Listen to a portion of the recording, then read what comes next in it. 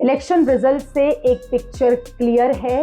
Hindi belt यानी जिन राज्यों में हिंदी बोली जाती है वो पूरी तरह से हिंदी बेल्ट एक तरह से बीजेपी के पास आ चुकी है। सिर्फ हिमाचल को छोड़ दिया जाए, बिहार झारखंड को छोड़ दिया जाए, दिल्ली को छोड़ दिया जाए तो हर जगह बीजेपी की सरकार है। छत्तीसगढ़ में बीजेपी की सरकार नहीं थी, वो कांग्रेस से छीन ली।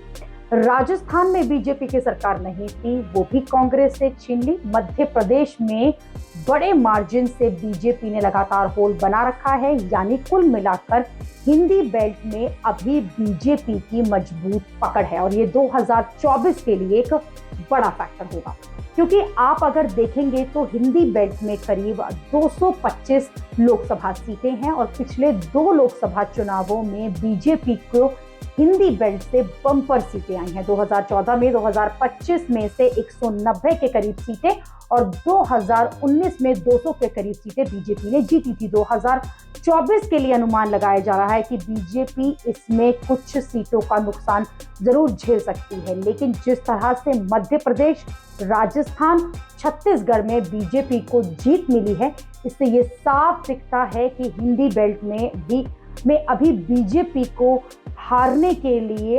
अपोजिशन को बहुत कुछ करना होगा। हिंदी बेल्ट की 200 सीटों में अगर मैक्सिमम बीजेपी ने जीती तो फिर 2024 का चुनाव उनके लिए बहुत ही आसान होगा।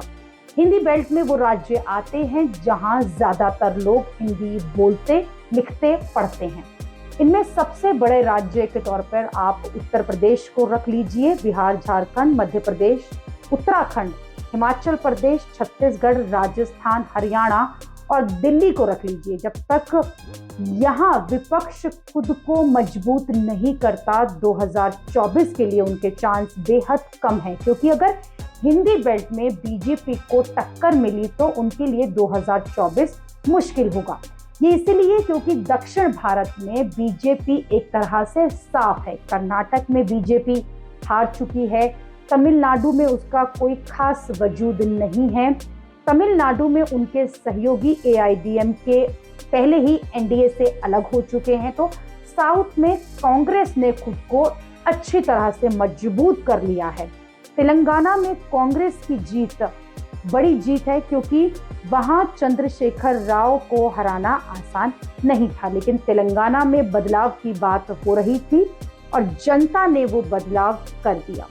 कांग्रेस को तेलंगाना में इतनी बड़ी जीत मिली कि कांग्रेस को 3 राज्यों का नुकसान कुछ ज्यादा नहीं होगा, ज्यादा नहीं लगेगा। लेकिन जहां तक 2024 की बात है तो बीजेपी ही नहीं, विपक्ष में दूसरी पार्टियां भी 4 राज्यों के नतीजों से खुश हो रही होंगी, खासतौर पर वो पार्टियां जो इंडिया गठबंधन में है, क्योंकि कांग्रेस अगर विधानसभा चुनाव में सभी जगह जीत जाती, ये 3 स्टेट ही जीत लेती, तो कांग्रेस पर इंडिया गठबंधन में भारी पड़ती और फिर कांग्रेस अपनी शर्तों पर गठबंधन जो बनाया है उससे डील करती।